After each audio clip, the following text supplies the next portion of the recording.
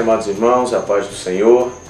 Estamos de volta com a edição de mais um vídeo de Escola Bíblica Complementar. E nesta ocasião nós queremos manifestar aqui a nossa alegria, satisfação e queremos tributar ao nosso Deus toda glória, todo louvor e toda honra pelo êxito dos vídeos, né? Nós estamos muito felizes a cada semana que nossos vídeos são publicados, eles estão superando, né, a quantidade de visualizações, o número de inscritos e também os comentários que os irmãos têm feito. Tem sido assim muito estimulante. Eu fico muito feliz em saber que muitos irmãos estão sendo edificados, que estão recebendo resposta, né, a muitas dúvidas e que também estão encontrando uma via para que ele possa ministrar a aula com uma amplitude maior. Meus amados irmãos, nós estamos estudando a lição Batalha Espiritual. Esta lição que sempre eu apresento nos vídeos é a lição que é publicada pela Casa Publicadora das Assembleias de Deus, lição comentada pelo pastor Ezequiel Soares, né, e lição que nós estamos tratando sobre batalha espiritual. Já estudamos sobre batalha espiritual, a realidade não pode ser subestimada. Estudamos a natureza dos anjos, a beleza do mundo espiritual. Já estudamos a natureza dos demônios, agentes da maldade no mundo espiritual. Já estudamos também possessão demoníaca e a autoridade do nome de Jesus. Lição número 5, um inimigo que precisa ser resistido. Lição número 6, quem domina a sua mente. Lição número 7, tentação, a batalha por nossas escolhas e atitudes. Lição número 8, nossa luta não é contra a carne e sangue. E a lição número 9, conhecendo a armadura de Deus. Então, lição número 9, para 3 de março de 2019, é a lição que nós estaremos comentando nesse vídeo. Sempre enfatizando que a nossa intenção, o nosso propósito aqui é complementarizar a lição. Então você vai ver que o meu comentário não está restrito ao que está sendo comentado na lição. O que está comentado na lição esclarece muita coisa. Temos aí um primeiro tópico falando da guerra ao longo dos séculos, no mundo antigo, o sentido metafórico desta guerra. Ponto número 2, a metáfora bíblica desta guerra e batalha espirituais. O ponto número 3, outras armas usadas como ilustração, que são as armas que Paulo vai mostrar ali na carta aos Efésios, e essas armas serão objetos do nosso comentário. Então, meus queridos, lição número 9, para 3 de março de 2019, conhecendo a armadura de Deus. O texto áureo diz assim: portanto, tomai toda a armadura de Deus, para que possais resistir no dia mau e, havendo feito tudo, ficar firmes. Efésios 6:13. Verdade prática. A metáfora do sistema militar usada por Paulo mostra que estamos em guerra no mundo espiritual. Estejamos, pois, cingidos com a armadura espiritual.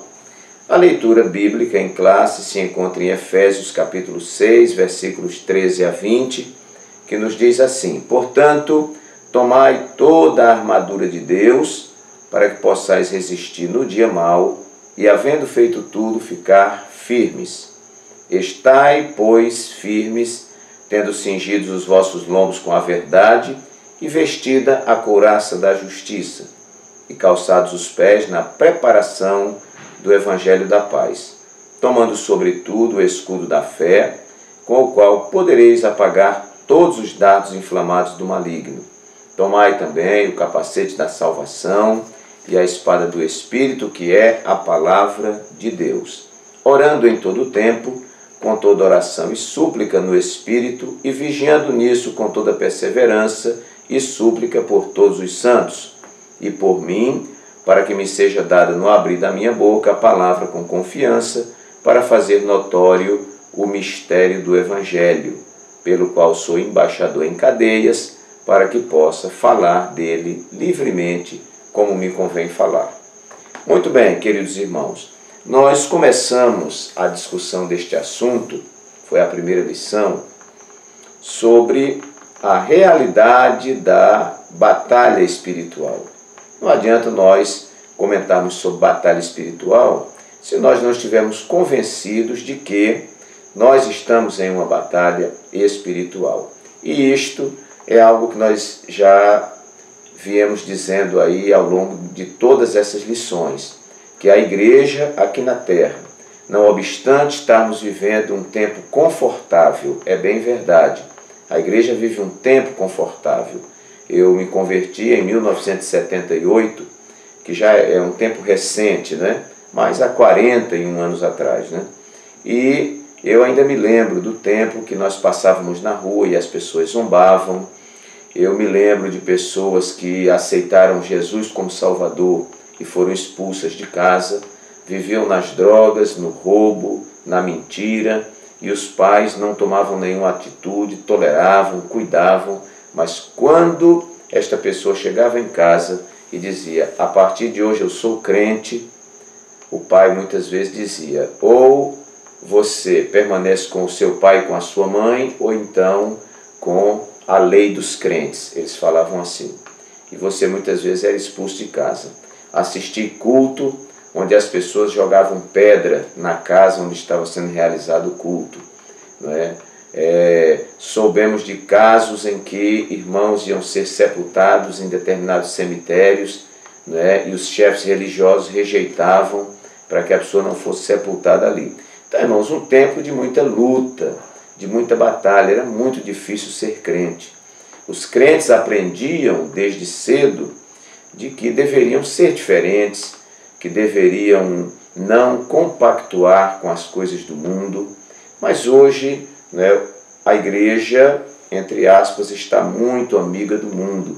Então, esses modelos de batalha nós quase não vemos. O termo evangélico ficou um termo light, né, onde há artistas, né, que você não vê sinal nenhum de conversão, se mostrando como crentes, como evangélicos e tudo mais, né, e do jeito que viviam no mundão continuam vivendo.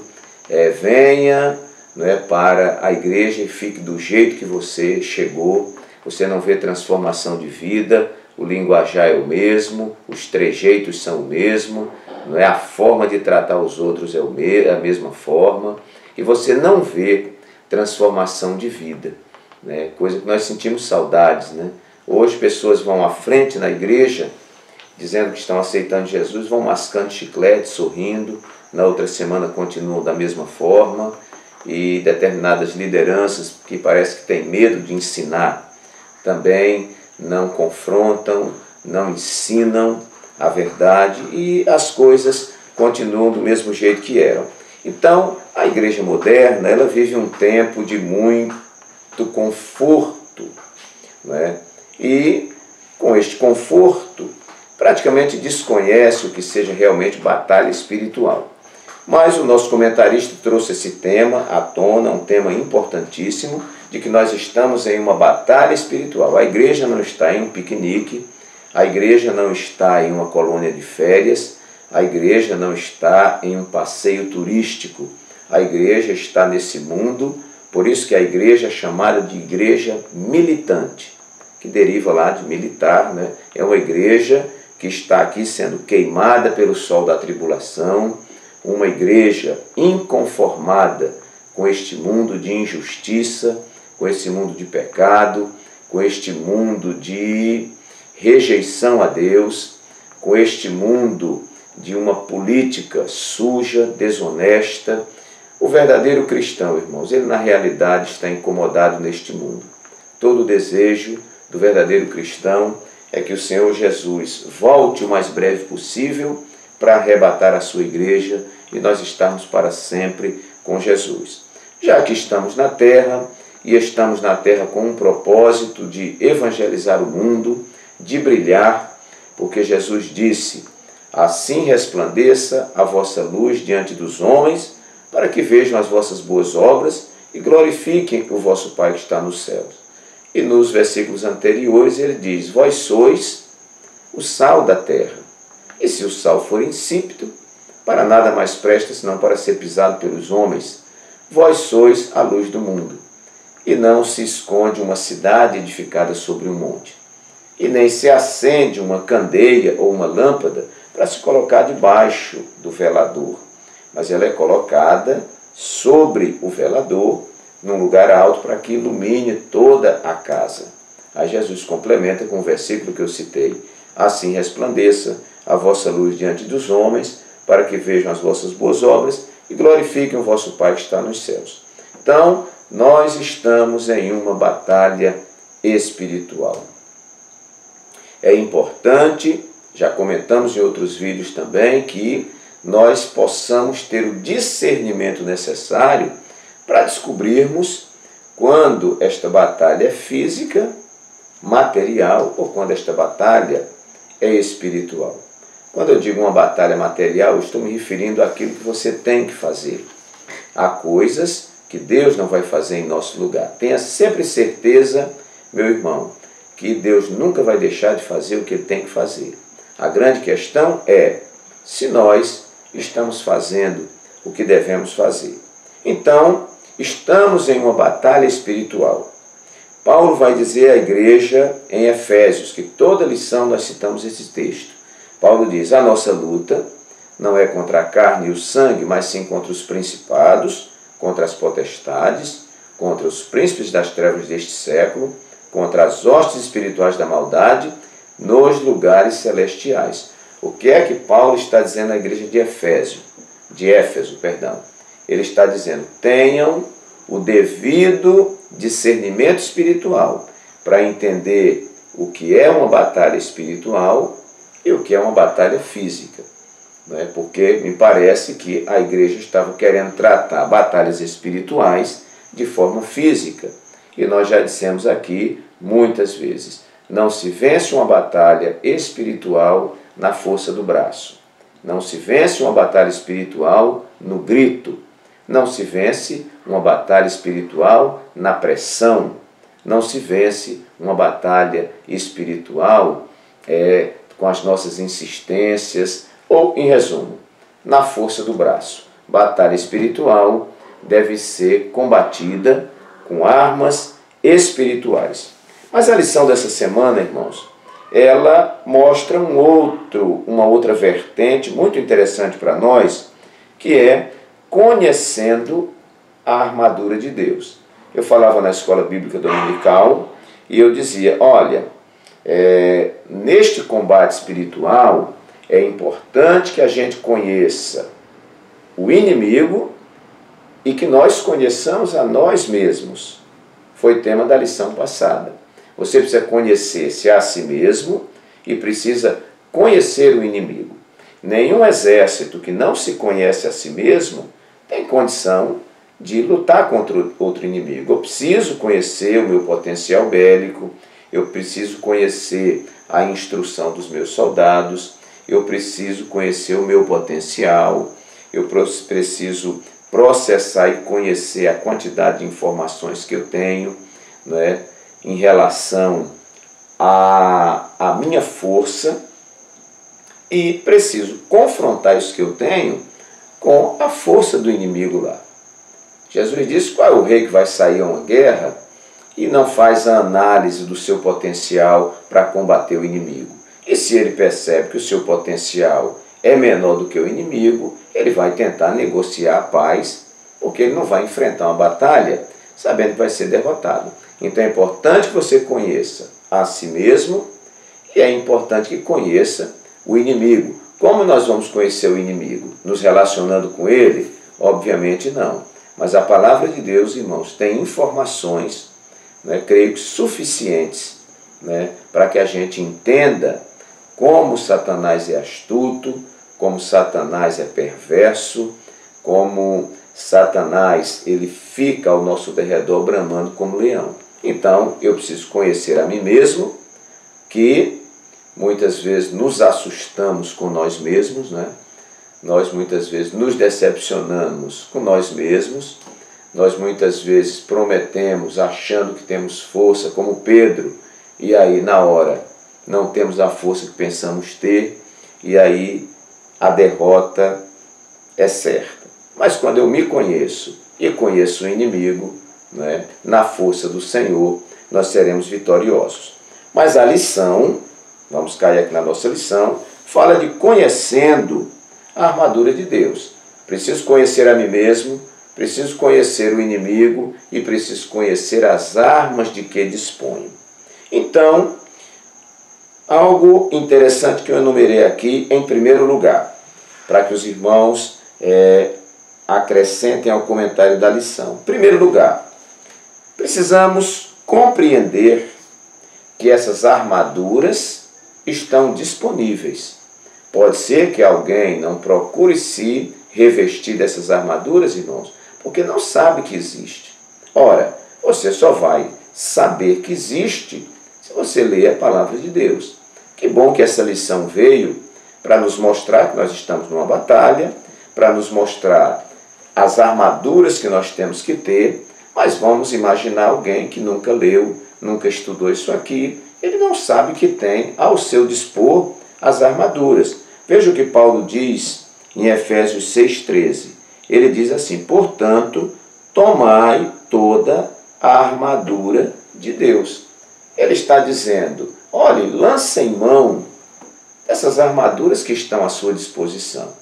Eu quero colocar, não é bem o assunto da lição, mas irmãos, vejam bem, há algo que está disponível para a igreja, e você que sempre se ajoelha junto de alguém, principalmente nas igrejas que têm o costume, como a Assembleia de Deus, dos irmãos orarem, elevando a voz, não é? Você não vê as pessoas orando, pedindo dons espirituais. Nós temos aí, irmãos, olha, o dom da palavra da sabedoria, temos o dom da palavra do conhecimento, temos o dom de profecia, o dom de variedade de línguas, o dom de interpretação das línguas, os dons de curar, o dom de operação de maravilhas, o dom da fé, o dom de discernir os espíritos. Né? Então, pelo menos a Bíblia enumera aí 9, mas nós sabemos que existem outros dons. Então, irmãos, os dons são capacitações especiais de Deus para o seu povo. Mas muitas vezes nós desprezamos isto que está à nossa disposição. Charles Spurgeon dizia que é trágico nós morrermos de fome com uma mesa farta de pão. Então, estou dando aqui um exemplo de algo que está disponível para a igreja e que muitas vezes nós não recebemos porque não pedimos. Ora, dons espirituais eu considero até como uma armadura, né? Porque se você tem, por exemplo, na igreja, o dom de discernir os espíritos, né? Que falta que faz esse dom, irmãos? Quantas coisas nós estamos vendo acontecendo na igreja e a multidão apostando que é Deus purinho e não tem nada de Deus. Olhamos e dizemos que grande pregador, que grande pastor, que grande congresso, que grande reunião. E muitas vezes, irmãos, era melhor ter ficado em casa tomando suco de laranja do que ter ido para esse negócio, porque não tinha nada de Deus. Às vezes um culto, mais do que um culto teocêntrico, que é um culto onde Deus está no centro, nós vemos o homem no centro. As músicas são cantadas, só fala de homem, só fala que você vai ficar no palco e o inimigo na arquibancada, e o louvor ao homem, e você vai vencer, e você vai pisar, e você vai matar. Meu irmão, então a gente vai se deparando com essas realidades e nos entristece. Veja, se a igreja tem esse dom, alguém usado nesse dom, é uma arma, irmãos, porque o que for do inimigo, o que for para não edificação da igreja, essa pessoa vai identificar. E outros dons, que a lição não é sobre dom espiritual, mas eu quero me referir a coisas que estão disponíveis para a igreja e a igreja não toma posse. Às vezes quer tomar posse do que não está disponível, né? Diz que um irmão ia num carro e na frente uma caminhonete, ele estendeu a mão e disse: eu tomo posse. Você não pode tomar posse, porque a caminhonete já tem dono, né? Agora, tome posse do que realmente está disponível para você, como as armaduras de Deus. Né? Será que tem alguém orando? Senhor, dê o capacete da salvação. Senhor, me revista com a couraça da justiça. Senhor, me ajude a manusear bem a espada do Espírito, né? Você não vê esses modelos de oração. Então, irmãos, esta lição vem para alertar a igreja de que estas armas, elas estão disponíveis. Você que está assistindo esse vídeo, olha, meu irmão, minha irmã, essas armas estão ao seu dispor, né? Portanto, tomai toda a armadura de Deus. Em segundo lugar, outro ponto, primeiro ponto, nós falamos da disponibilidade dessas armas para você. Em segundo lugar, a busca, a vontade, a determinação são nossas, mas as armas são dele. É outro problema que a gente encontra sempre. Pessoas querendo se apropriar do que não deve se apropriar, não é? Então, os dons de Deus não são propriedade nossa. As armaduras de Deus também não são propriedade nossa, são dele, não é? Então, a busca é minha, a vontade é minha, a determinação, né, vamos lá, o esforço são meus, mas as armas são dele. Veja que Paulo vai dizendo, a gente tem que observar o texto. Ele diz, tomai toda a armadura de Deus. As armas que eu construo para o meu combate, elas não são suficientes, quase sempre ineficazes. Mas as armas que Deus manda para mim e manda para você, essas armas são eficazes, porque elas são armas espirituais adequadas ao combate espiritual. Terceiro lugar, muito claro, muito óbvio, é que essas armas são espirituais, não é? Algo que nós já viemos comentando há muito tempo. São armas espirituais. Aqui nós não estamos falando de fuzil, não estamos falando de faca, não estamos falando de flecha, não estamos falando de lança, nós estamos falando de armas espirituais. É trágico você ir para uma batalha espiritual com armas carnais. E quase sempre trágico também quando você tem que resolver coisas a nível físico e você traz armas espirituais. Ainda hoje, eu falava apenas ilustrando, não tenha como desvio aqui do foco, mas hoje falando na igreja, eu dizia aos irmãos sobre a questão, muitas vezes, irmãos, nossa batalha é financeira, né? E muita gente está nessa batalha. E a gente às vezes vai orar, pedir oração na igreja, porque está passando por uma prova muito difícil, é porque eu não tenho dinheiro e tal. Mas às vezes a questão não é uma intervenção divina. Às vezes a questão é você se policiar no uso do seu cartão de crédito, é você relacionar todas as suas contas fixas e ver o que é que sobra para você gastar do seu orçamento. Então, isto deve ser uma organização sua e minha. Agora, se a batalha é espiritual, vamos usar armas espirituais. Aí não adianta arma carnal. Então, as armas, elas são espirituais, para que você possa resistir no dia mau e, havendo feito tudo, ficar firmes. A verdade prática diz que a metáfora do sistema militar, usada por Paulo, mostra que estamos em guerra no mundo espiritual. Estejamos, pois, cingidos com a armadura espiritual. Está explicado. E aí, queridos, eu queria meditar um pouquinho sobre estas armaduras, porque a lição, a proposta é conhecendo essas armaduras. Primeiro, o apóstolo Paulo vai dizer, você deve ter os seus lombos cingidos com a verdade. No ponto 2 e subtópico 2, que fala da armadura de Deus, diz assim, tendo cingidos os vossos lombos com a verdade. Isso significa usar a verdade como cinturão. Irmãos, parece assim uma questão indireta. A verdade é uma arma, né? Ela pode não ser uma arma de ataque, mas ela é uma arma de defesa. Você quer estar seguro, esteja com a verdade. Vovozinha dizia que a mentira, ela tem pernas curtas, né? Então, muitas vezes, nós estamos numa situação em que uma grande multidão está com a mentira e um grupo muito pequeno está com a verdade. E nós olhamos uma multidão de um lado e um grupo pequeno do outro lado. E a gente, muitas vezes, pelo temor da multidão, a gente tomba para o lado da multidão. Mas olha, meu irmão, se você está na verdade, você está seguro. Só o fato de você estar vivendo na verdade, você já vai anular muitos ataques de Satanás. Tem uma frase que eu gosto muito que diz assim: ninguém pode contra a verdade. Pastor, eu estou sofrendo, eu estou com a verdade, mas estão me caluniando. Por isso que é uma calúnia, irmão, porque não é verdade. Pastor, eu estou com a verdade, mas as pessoas me abandonaram. Fique tranquilo.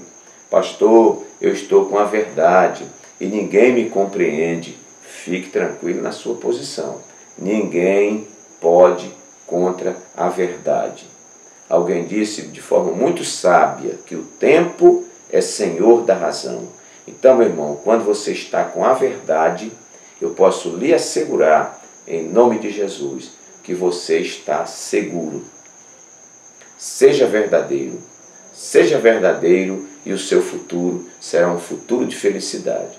Pode ser que num primeiro momento você sofra, pode ser que num primeiro momento você chore, pode ser que nesse primeiro momento as pessoas te abandonem, mas um dia a verdade vai aparecer e Deus vai te dar vitória. Então, nós podemos dizer que esse cinto que cinge os nossos lombos, cinge o nosso corpo, a verdade, ela é uma armadura de Deus. Jesus, ele nunca negociou a verdade. Ele disse: eu sou o caminho, a verdade e a vida, ninguém vem ao Pai senão por mim. Jesus é a verdade. Quem está na verdade está com Jesus. Quem está com Jesus tem que andar pelo caminho da verdade. Então, essa arma não é uma arma de ataque, ela é uma arma de defesa, né? Então, há os pés, cingidos os lombos com a verdade. Uma segunda arma é vestida a couraça da justiça, que era, nós vamos ver aqui no ponto 2 e 3, que diz assim, 2, 3, couraça da justiça. É uma armadura defensiva também, em forma de um manto de ferro feito de couro, tiras de metal ou escamas de bronze. Sua função é proteger o pescoço, o peito, os ombros, o abdômen e as costas. E ainda tem também aqui, no subsídio teológico, justiça original, condição moral e espiritual que o ser humano recebeu de Deus quando de sua criação. O homem era naturalmente bom, tendia a executar o que era reto e justo, mas o pecado afetou-lhe a natureza de forma flagrante e quase que irremediável. Aceitando, porém, a Cristo, os descendentes de Adão e Eva são não somente justificados, como transformados pelo Espírito de Deus. A regeneração faz com que readquiramos a justiça original e passemos a viver sob o manto da justiça de Cristo. E toda vez que eu falo em couraça da justiça e falo na justiça, eu me lembro do Salmo 23. Salmo 23 diz: o Senhor é meu pastor, nada me faltará. Deitar-me faz em verdes pastos, guia-me mansamente às águas tranquilas, refrigera a minha alma. Guia-me pelas veredas da justiça por amor do seu nome. Não é uma oração do salmista pedindo para o Senhor guiá-lo. Ele está dizendo que o Senhor o guia pelas veredas da justiça por amor do seu nome. Aí nós voltamos à mesma questão da verdade. Quando você anda com Jesus, quando você está em Jesus e Jesus está em você, você sempre vai andar pela vereda da justiça. Sempre. Não é? Porque Jesus está em você.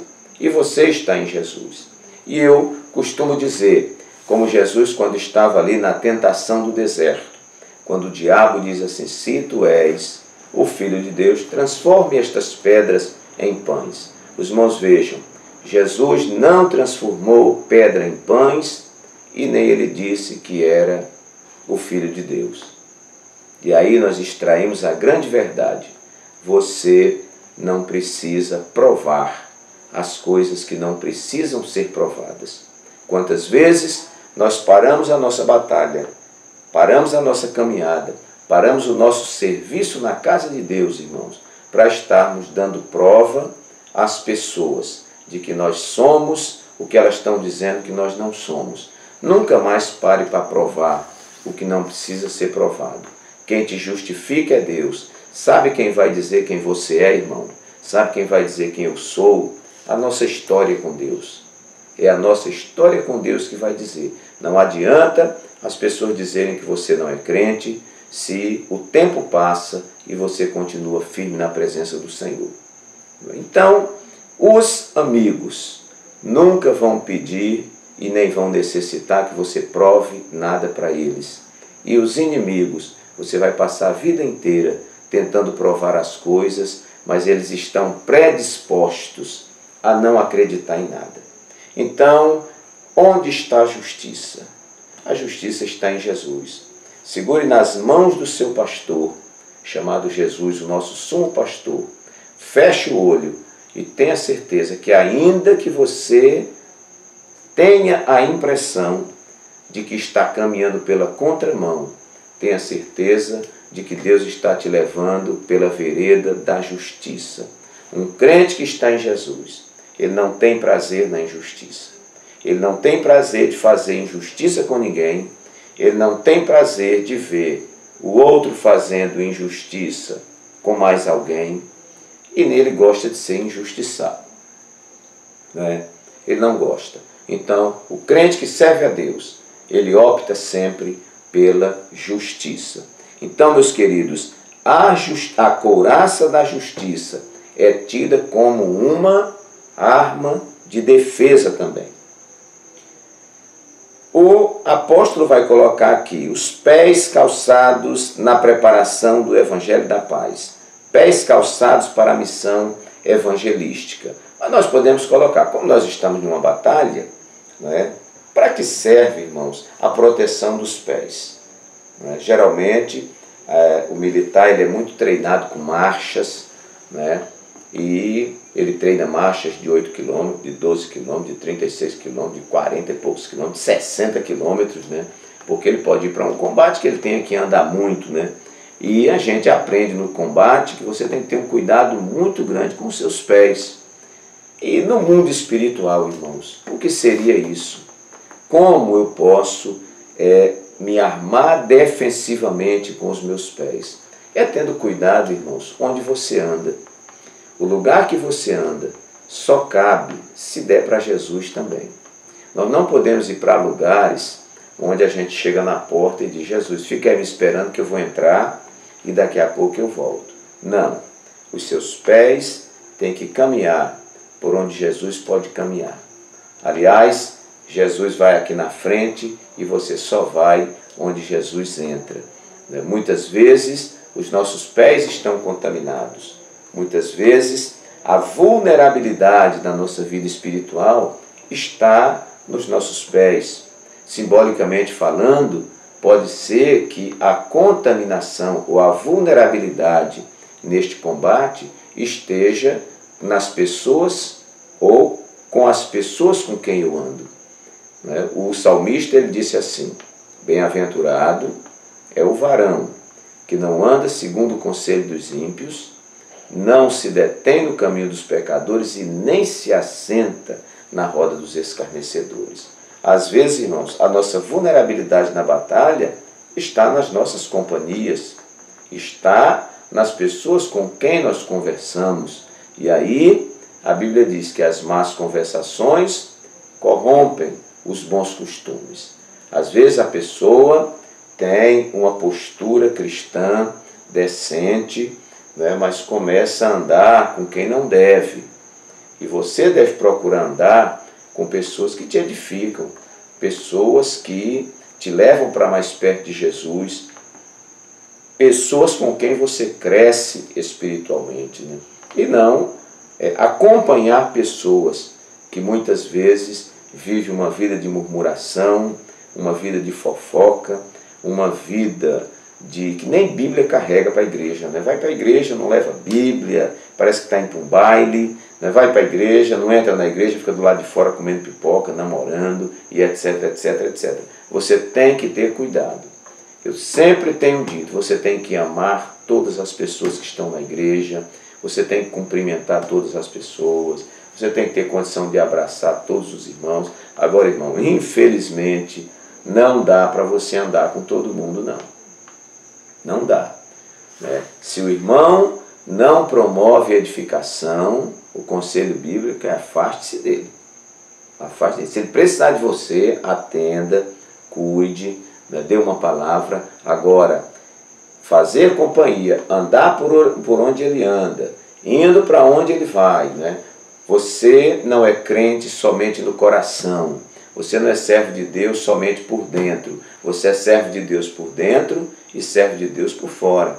Ora, um cristão não vai a todo lugar, irmãos, né? Não vai a todo lugar. Tem lugar que não cabe para o cristão.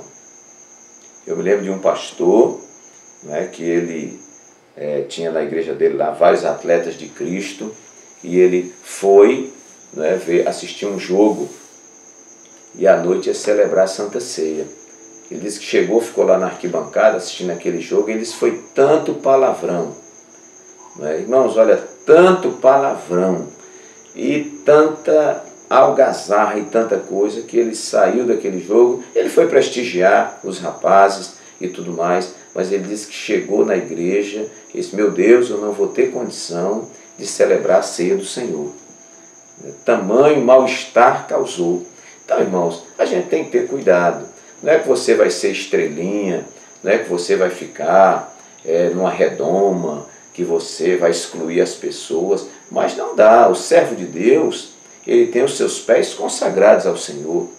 Então, não é todo lugar que o ímpio vai, que o crente vai também não. A não ser que você esteja indo para evangelizar. Agora, não, eu vou porque meu colega está indo, minha amiguinha está indo, eu vou porque... Não. A gente tem que ter muito cuidado. A vida do cristão é uma vida diferente.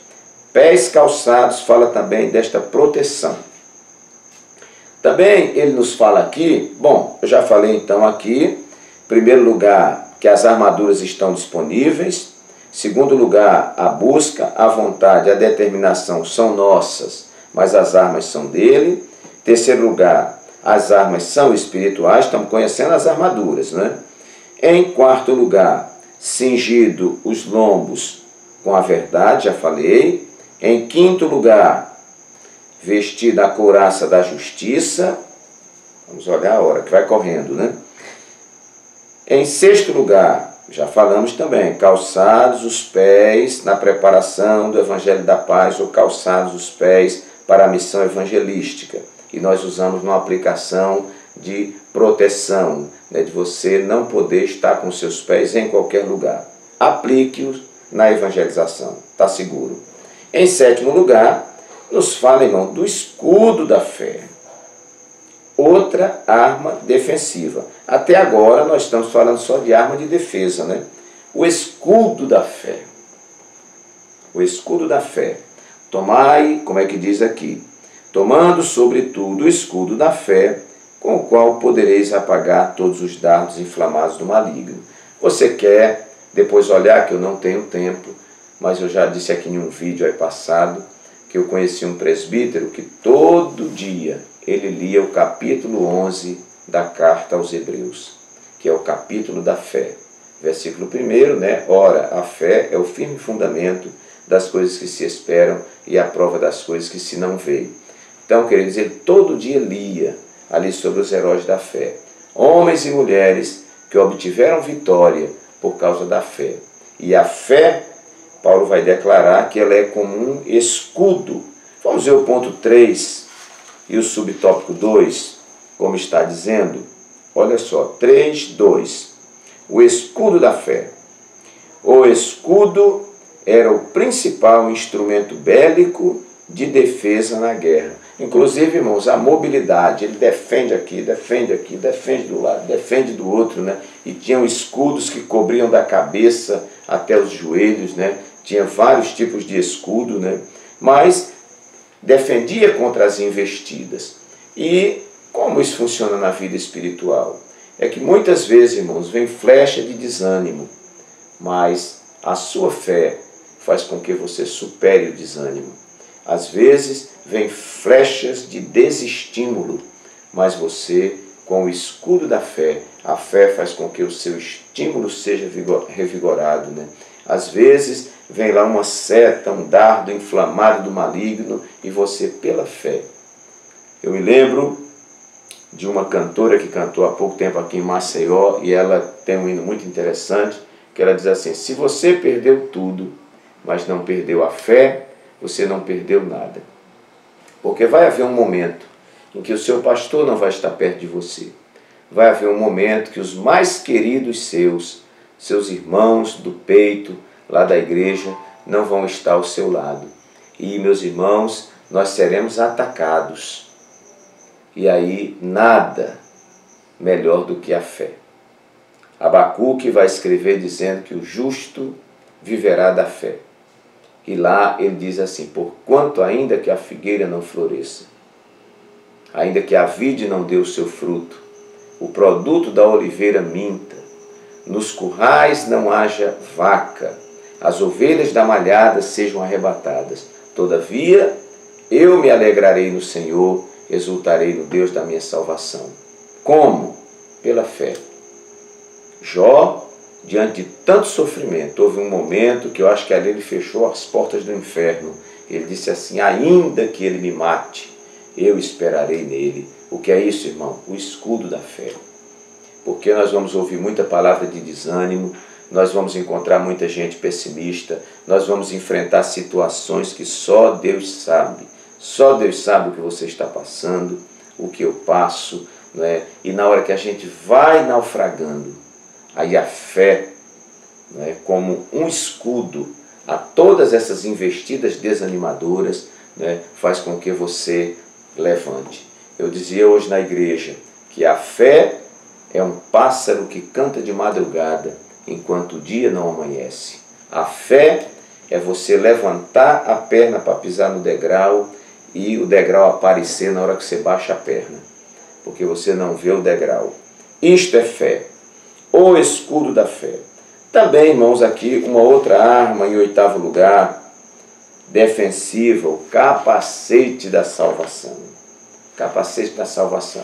Nós podemos colocar esse estudo na nossa classe, irmão, falando desta proteção, né? A cabeça é um lugar extremamente vulnerável. Você pode sofrer um ataque no olho, você pode sofrer um ataque no ouvido, você pode sofrer um ataque na boca, você pode ter o seu cérebro atingido. Então, você veja, corredores de Fórmula 1, tem lá o seu capacete, motociclista, capacete, né? A preocupação com a cabeça. E nós já dissemos aqui que os olhos e os ouvidos são as janelas da alma.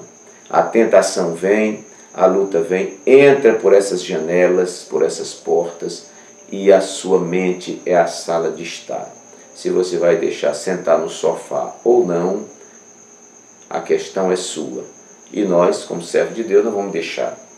O pássaro pode até pousar, já aprendemos isso, mas não vamos deixar ele fazer ninho. Então, ter a cabeça protegida, né, irmão? Aí nós podemos ampliar, né? É a cabeça protegida dos falsos conselhos, né? A cabeça protegida das sugestões indecorosas, né? Das propostas indecentes, né? Das coisas que nós vemos, desejamos, mas não são agradáveis a Deus. Das coisas que nós ouvimos, mas deveríamos não ouvir. Que esse capacete de Deus possa proteger a minha cabeça e a sua cabeça. E por fim, a espada do Espírito, que é a palavra de Deus. Está aqui a espada do Espírito, né? Hoje nós falamos na escola dominical que na batalha você tem que saber manusear a sua arma. E a nossa arma, irmãos, é a palavra de Deus. É lendo esta palavra que eu evito as heresias. É lendo esta palavra que eu vou obter os conselhos de Deus e não vou ficar ouvindo conselho de ímpio ou conselho de quem não tem nada para nos dar. Aqui eu tenho os conselhos da palavra de Deus. Bem-aventurado é o varão, né, que medita nesta palavra de dia e de noite. Deus disse a Josué: Josué, então você vai fazer prosperar o teu caminho, vai se conduzir prudentemente, né, quando você estiver mergulhado nessa palavra. Aqui é o nosso mapa e aqui é a nossa espada. Espada que nós nos contrapomos às propostas do diabo, né? Nós lamentamos termos hoje uma geração amarela, uma geração pálida, uma geração desnutrida espiritualmente, não é? Com a mesa farta de pão, mas a pessoa morrendo de inanição, morrendo desnutrida. Mas, meu querido, aqui está a espada do Espírito, com o qual, né, essa espada com a qual você poderá dissipar todos os dardos inflamados do maligno, e esta arma é a arma ofensiva. Quando Jesus estava sendo tentado no deserto, ele usou esta arma. Está escrito, Satanás, nem só de pão viverá o homem. Está escrito, Satanás, não tentarás ao Senhor teu Deus. Está escrito, Satanás, adorarás somente ao Senhor teu Deus e só a Ele servirás. Jesus foi vencedor com a palavra, você pode ser vencedor com a palavra. Eu quero dizer a todos os nossos internautas, né, a todo o público que tem assistido a esses vídeos, e eu tenho feito isso aqui em Maceió, e por que não dizer que esta é uma porta que Deus está me dando para falar isso para o mundo? Coloque o propósito de ler a sua Bíblia toda nesse ano de 2019. Se você ler 4 capítulos por dia, já que o ano começou, você vai terminar no final do ano lido a sua Bíblia, e você vai, quem sabe, mandar uma mensagem para mim agradecendo: Pastor Walter, muito obrigado pelo conselho, e que isso seja uma constante em sua vida. Nos meus 41 anos de evangelho, eu posso dizer que um crente que lê Bíblia é um crente que tem conselho para dar. Um crente que lê Bíblia é um crente que tem mensagem para evangelizar. Um crente que lê Bíblia é um crente que, na hora da adversidade, ele vai ter o seu coração transbordante da palavra de Deus, né? Às vezes ele não tem com quem conversar, mas a palavra de Deus vai sendo lembrada e ele vai remoendo aquela palavra e daqui a pouco ele está fortalecido. Meus queridos irmãos, que Deus assim nos abençoe. Mais uma semana abençoadíssima para você. Obrigado a todos os nossos espectadores, né, por mais de 6.500 visualizações no vídeo, que você possa divulgar. Aí embaixo do vídeo você vai ver escrito inscreva-se, você pode se inscrever, vai aparecer o sininho, você ativa o sininho, porque todas as notificações vão chegando para você. Compartilhe esse vídeo nas suas redes sociais, se você acha que é proveitoso, né? Compartilhe com seus irmãos. Numa época de tanta carência da palavra de Deus, nós temos um vídeo comprometido com a palavra de Deus, uma palavra sã, uma palavra sadia, pura para o seu coração. Então compartilhe esse vídeo, dê aí o seu like, né? E nós agradecemos muito. Até a próxima semana com um novo vídeo, se Deus assim o permitir.